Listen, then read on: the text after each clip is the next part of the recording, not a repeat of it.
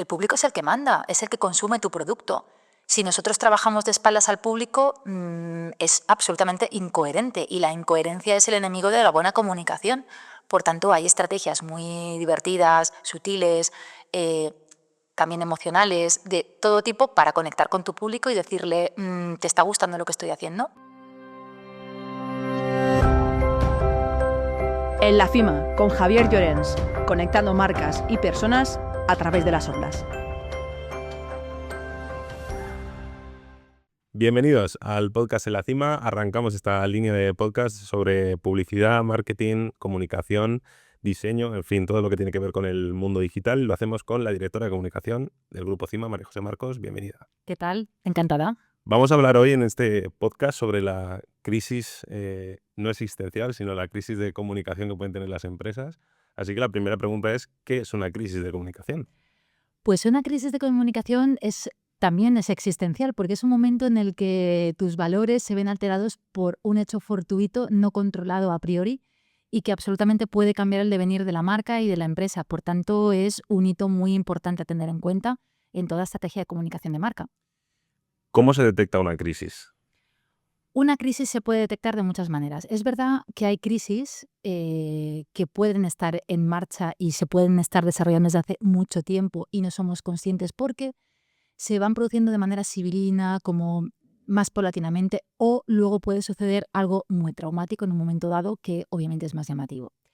Generalmente se detectan de la misma manera. La diferencia es el tiempo. Podemos ser más o menos rápidos para detectarla, pero se detectan de la misma manera. Y es que tú ves que algo no funciona. Y generalmente esto te lo marca la otra parte, es decir, tu público, tu cliente, tu usuario, tu entorno más inmediato, el consumidor de tu producto.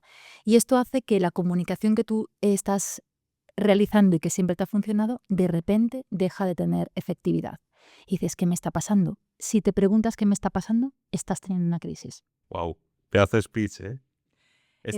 Mientras hablabas estaba pensando si tenía yo una crisis o no tenía una crisis. Cuando me has dicho lo de una crisis existencial, digo, realmente una crisis de marca es una crisis existencial, porque es lo que tú siempre has sido, de repente deja de ser. Ahí es cuando hay que detectar qué está pasando y, sobre todo, por qué y qué hacer en consecuencia.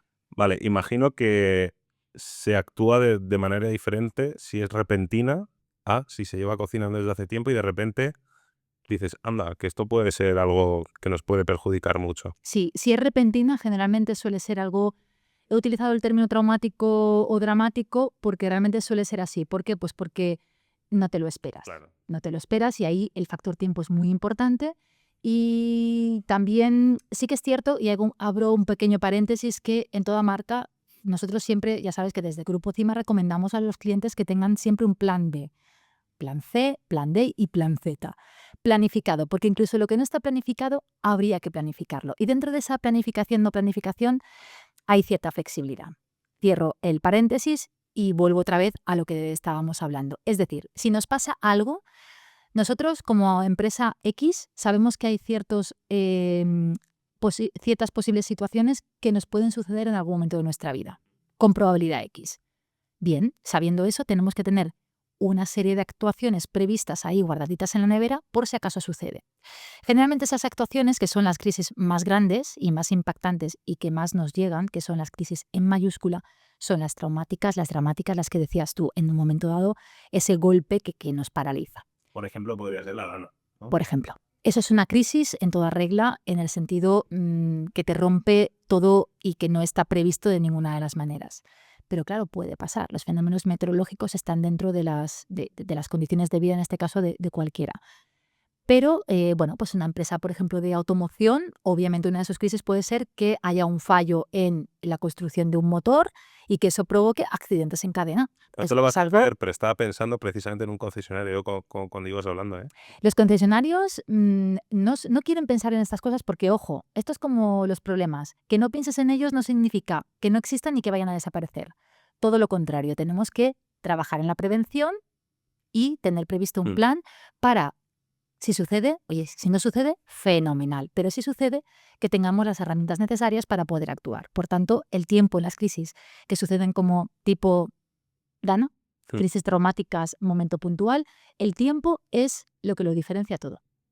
Y en las que son más prolongadas en el tiempo, las que se están produciendo y no sabemos que se están produciendo, pues ahí se actúa de una manera diferente. Generalmente tenemos, el tiempo también es un factor importante, pero tenemos que pararnos a recapacitar cómo Analizar. reconducir. Eso es, una capacidad analítica mayor, porque ahí tenemos que revirar el mensaje e incluso hacer un examen de conciencia de la situación actual y modificar lo que sea necesario. ¿Cómo empiezas a trabajar en eso? O sea, una marca ahora que nos esté escuchando dice, vale, yo quiero trabajar en esto y no sé si se está cocinando algo, si no, ¿cómo puedo empezar a hacer un protocolo de crisis de comunicación? Pues aquí es muy importante la visión externa. Por eso es tan importante el papel de las agencias. Escuchar a tus clientes, escuchar a... Eso es. Escuchar a alguien que no está dentro todos los días viviendo esa realidad. Porque ¿qué nos sucede? Que si tú estás todos los días en casa con tu familia y ya conoces a tu amigo, a tu primo, los aceptas conforme son, Claro. con sus bondades y sus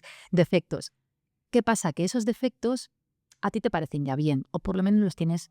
Sí, o los llevas haciendo todo el tiempo, Claro. que al final... Eso es. Tiene que venir alguien de fuera para decirte, ojo, que este defecto en un momento dado te puede acarrear un problema. Y eso es fundamental que suceda desde el punto de vista externo, tu cliente y tu agencia. Y tu agencia tiene esa capacidad crítica para poder evaluarte, para la confianza también para poder decirte, por ahí no, Mari Carmen, por ahí no, párate, piensa, vamos a pensar juntos. Y eso es muy importante. Sobre todo la confianza y la reflexión y la confianza también en ese agente externo que es una extensión de tu marca, que es tu agencia de comunicación. Incluso podría ser una alternativa preguntarle directamente a tu público, ¿no? Hay ¿Qué maneras cosas de preguntar. pueden... No directamente de, ¿os gusta mi marca? No, pero oye, poco a poco este producto nuevo, ¿qué os ha parecido? Tal, déjanos una reseña. Efectivamente. Tú puedes ir chequeando, ¿no? Que... El público está ahí para... O sea, el público es el que manda, es el que consume tu producto. Si nosotros trabajamos de espaldas al público, es absolutamente incoherente y la incoherencia es el enemigo de la buena comunicación.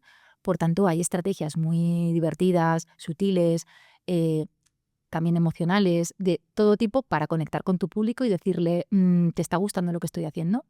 Incluso los silencios, que es una de las partes que sabes, tú bien sabes en comunicación que un silencio... Puede decir muchas cosas. Ahora si nos callamos los dos, Que cada uno interprete. que cada uno interprete lo que está pasando aquí. Pero es verdad que los silencios son muy reveladores y en comunicación un silencio dice mucho y generalmente no bueno.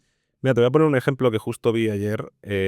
Ibai Llanos saca todas las navidades un calendario de Adviento desde hace un par de años. Bien, pues el vídeo promocional de este año ha sido precisamente leer los comentarios negativos de la gente que decía que era muy caro, que decía que el chocolate pues sin más, que las figuras no, venían repetidas. Y entonces él ha leído todos esos comentarios en un vídeo y ha dicho que lo va a cambiar. Entonces ha cambiado el precio, ha cambiado el chocolate, ha cambiado las figuras.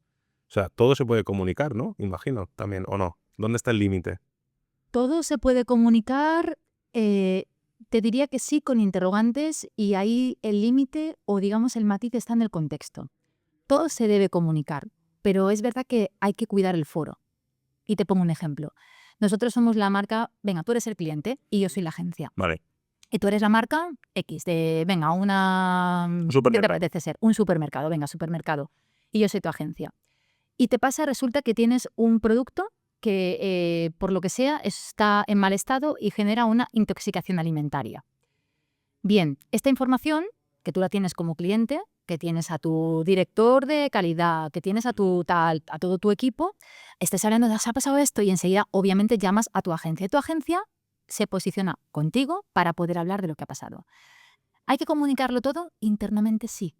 Absolutamente todo. Para saber la magnitud del problema. Efectivamente, y para poder gestionarlo, porque la falta de información interna es un problema de crisis, es un problema de comunicación y una crisis en sí misma, Sí. añadida a la A la calidad que ya de hay, la claro. Exacto.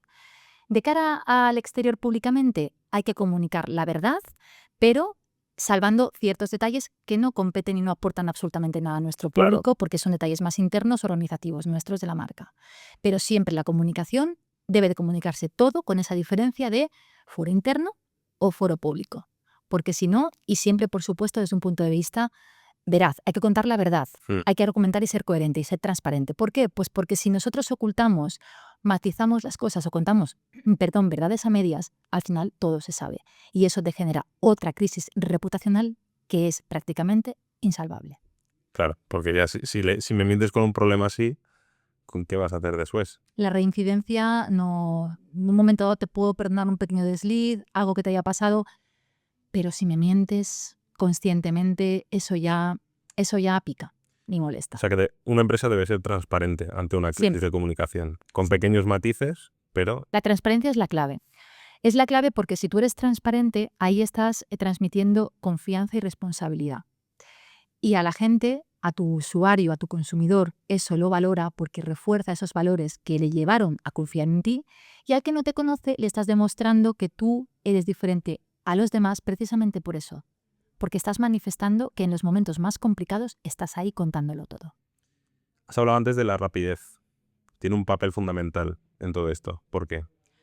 Pues porque, como todo, y te voy a poner un ejemplo que yo creo que va a ser muy claro y que no tiene nada que ver con la comunicación. Si tú tienes un problema, si te duele el estómago y te duele un día y no vas al médico, y te duele 2 y voy a aguantar y te duele 3, a lo mejor cuando te duele 5 días el estómago y vas al médico y te dice que tienes una apendicitis, a lo mejor esa apendicitis ya está complicada. Si vas el primer día y te ven que tienes el apéndice inflamado y te dicen vamos a quedarnos en observación y te vamos a observar porque en el momento en que operamos, pues quizás la situación es bastante diferente. Esto es lo mismo. En el momento en que tú dejas pasar el tiempo, el otro, en una crisis reputacional de marca, el usuario, y cuando digo usuario hablo también incluso a medios de comunicación, porque claro, esta tiene una magnitud mayor dependiendo del tipo de crisis. Si ya entran en juego los medios de comunicación, si tú dejas pasar mucho tiempo, las interpretaciones pueden ser de todo tipo. Das paso, vamos, capotazo literal y directo a la rumorología. Y la rumorología, reconducirla es complicado. ¿Por qué? Pues porque primero tienes que desmontar muchos más argumentos, además de tú comunicar qué es lo que ha pasado, o sea, tu propio mensaje, y luego al mismo tiempo justificar el por qué eso no lo has dicho antes. Y la gente es muy desconfiada. La gente puede pensar, estás callado porque estás planificando. Somos muy retorcidos, el ser humano.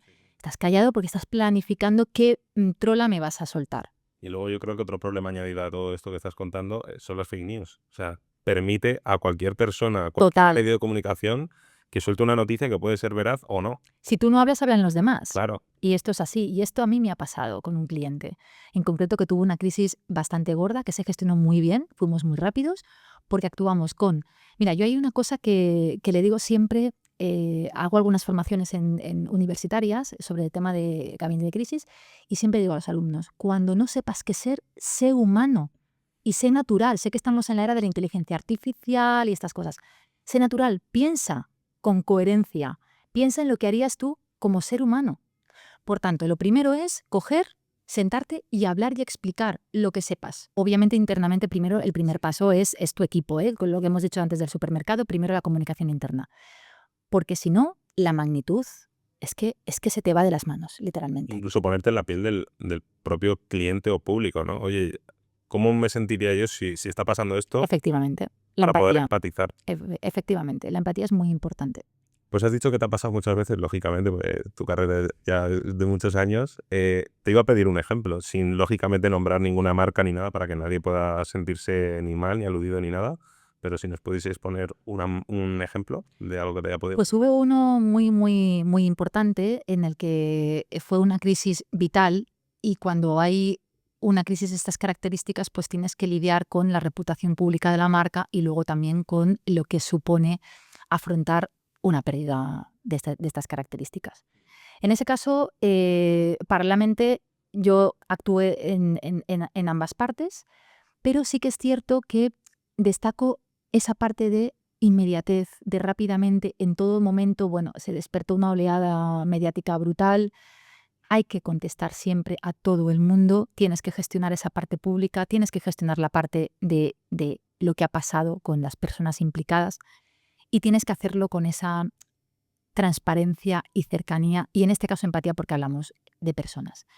Y en este caso, también estar muy atento a lo que se vaya comentando por ahí, porque yo recuerdo además una fake news que tú has dicho antes, muy concreta, de un medio que no voy a decir el nombre, en el que dijo, bueno, que había hablado con un usuario X que había estado en ese momento en ese lugar, que había presenciado, y que le había pasado lo mismo, y que gracias a que había hecho una cosa muy concreta, no había tenido el mismo resultado. No voy a dar muchas pistas de lo que es, pero era físicamente imposible que esta persona hubiera hecho lo que estaba diciendo, porque no. Por tanto, pues automáticamente llamada al medio. Obviamente sabemos que los medios tienen una serie también de obligaciones morales para retractarse ante ciertas informaciones, porque ser osado, pues hay que tener... Al final confías en la fuente y si la fuente te dice una mentira, Exacto, te la has comido. efectivamente. Como yo tengo respeto hacia la profesión y obviamente hacia lo que había pasado, ese respeto se contagia y ellos actuaban con idéntico respeto. Y al final, ¿esto qué generó? Generó una atmósfera cordial y sensata para poder abordar la crisis, que era una crisis muy importante y estábamos todos muy afectados, de una manera humana y natural. Y eso es lo más importante. Claro. ¿Dirías que estás en la cima de tu carrera? Yo es que en Grupo Cima me siento así todos los días. Pues yo creo que no.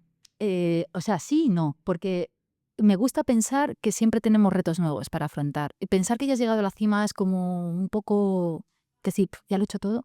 Cada día yo me planteo un reto. Además soy una tía que le gustan los follones, sí, me gustan los líos.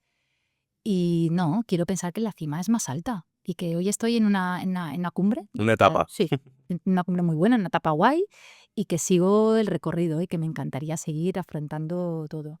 Espero que no haya muchas crisis, más que nada porque eso significará que nuestros clientes está todo bien, pero si hay, sobre todo, darles la tranquilidad de que estamos ahí para, no solamente para acompañarles, que también es muy importante, sino para ayudarles a pasar el trance de la mejor manera posible y sobre todo con esa apuesta firme de que su marca no se vea afectada. Bueno, pues ahora tienes que dejar una pregunta para el siguiente invitado, que es Mr. Barceló, speaker y presentador. Gran speaker y presentador, un profesional de la comunicación como la copa de un pino. Conociéndolo como le conozco y que sé que es una persona polifacética, un tío además camaleónico, un gran profesional y con esa capacidad de adaptarse a cualquier situación, precisamente eso es lo que define a un buen comunicador. Por tanto, un buen comunicador tiene que adaptarse a todas las circunstancias, pero debemos renunciar a nuestra esencia, a nuestro sello personal, a lo que nos hace genuinos. Perfecto, pues nada, muchísimas gracias por haber estado en el primer episodio del podcast de La Cima. Pues me encantará estar en un siguiente y ha sido un placer estar con vosotros, de verdad. Encantada.